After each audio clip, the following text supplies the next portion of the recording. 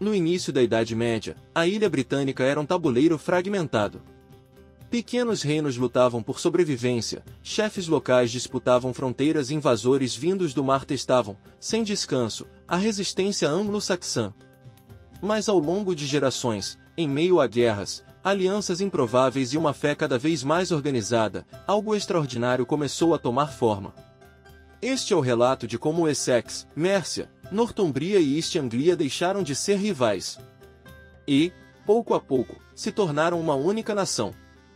No século IX, não existia Inglaterra. O que havia era um conjunto de reinos independentes, cada um com suas leis, seus exércitos, seus chefes locais e suas tradições próprias. O Essex, ao sul, agrícola, relativamente próspero e bem fortificado.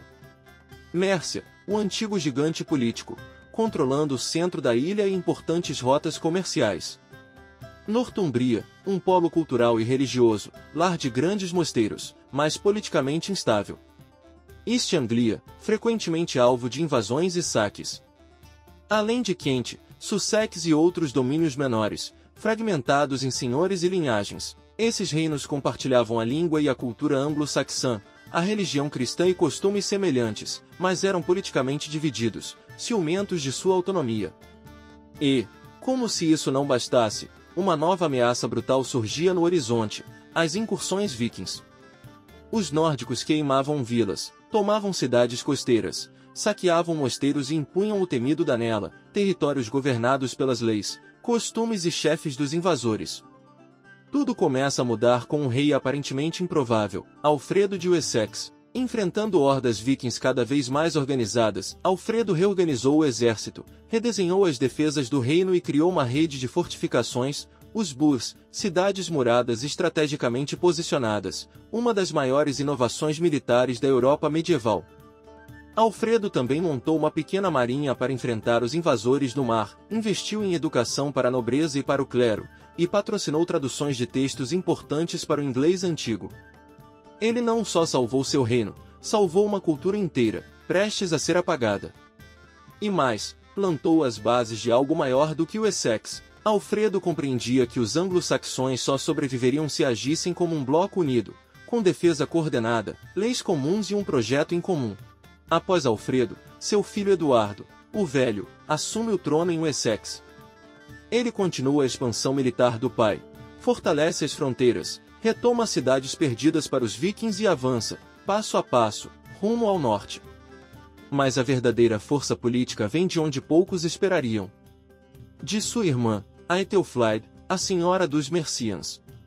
Governando Mércia, ela exerce uma autoridade rara para uma mulher de sua época. Reconstrói defesas, ergue novas fortificações, derrota vikings em grandes campanhas, e aos poucos, integra seu reino ao de Wessex, não apenas por imposição militar, mas por cooperação, acordos e lealdades compartilhadas.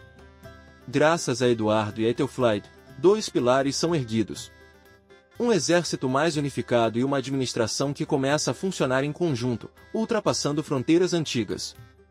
A Inglaterra, como ideia, já começava a tomar forma. A culminação desse processo chega com Aethelstan, neto de Alfredo. Criado em Mércia, ele compreendia de perto a cultura, a política e as necessidades de ambos os lados, mercianos e saxões do sul.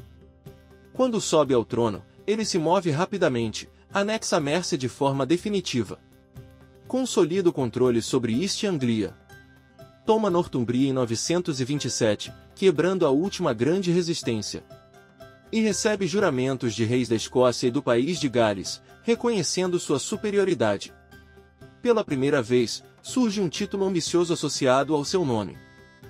Hecatotius Britanniae, rei de toda a Bretanha. Aethelstan cria um sistema jurídico mais uniforme, convoca assembleias para aplicar suas leis, fortalece a moeda, padroniza pesos e medidas e intensifica relações diplomáticas com outros reinos europeus. A Inglaterra, como conceito político concreto, deixa de ser apenas um sonho distante e passa a ser realidade. Em 937, a reação chega com força total, uma grande coalizão tenta destruir a jovem nação inglesa. Vikings de Dublin, escoceses, nórdicos das ilhas e lordes do norte se unem contra Aethelstan. O confronto decisivo acontece em Brunanburh. A luta é tão feroz que a crônica anglo-saxã, escrita pelos próprios contemporâneos, descreve: jamais houve maior carnificina em solo inglês. A vitória de Aeteusta não é apenas militar, ela tem um peso simbólico enorme. Confirma que o reino unificado não seria facilmente desfeito. De Wessex a Northumbria, de Mercia a East Anglia, agora havia uma Inglaterra forte o suficiente para se sustentar diante de inimigos externos e rivalidades internas. Depois de Brunanburh, a ideia de uma Inglaterra fragmentada começa a desaparecer de vez. Reis posteriores, como Edmund, Eadred e Edgar, não apenas herdam o reino, eles reforçam e aperfeiçoam a unidade construída. Estabelecem leis mais padronizadas para todo o território. Criam moedas uniformes, facilitando o comércio e cobrança de impostos. Fortalecem mosteiros, que se tornam centros de escrita e cópia, onde manuscritos preservam a história, a fé e a memória do reino. E centralizam o poder cada vez mais nas mãos da monarquia, reduzindo a autonomia de chefes locais. Pequenos reinos e antigos domínios se transformam em condados administrados em nome do rei. Chefes e senhores que antes eram quase independentes passam a servir a uma coroa central. E a Inglaterra ingressa na Alta Idade Média como uma potência emergente na Europa cristã. A unificação anglo-saxã não aconteceu de um dia para o outro. Foi o resultado de gerações, de Alfredo a Aeteusta, que ergueram muralhas, leis, cidades, alianças e uma identidade comum. Da fragmentação nasceu uma nação. E essa nação, moldada a ferro, fogo e fé, ainda iria transformar a história do mundo. E galera, se curtiu esse vídeo, curta e inscreva-se no canal e até a próxima.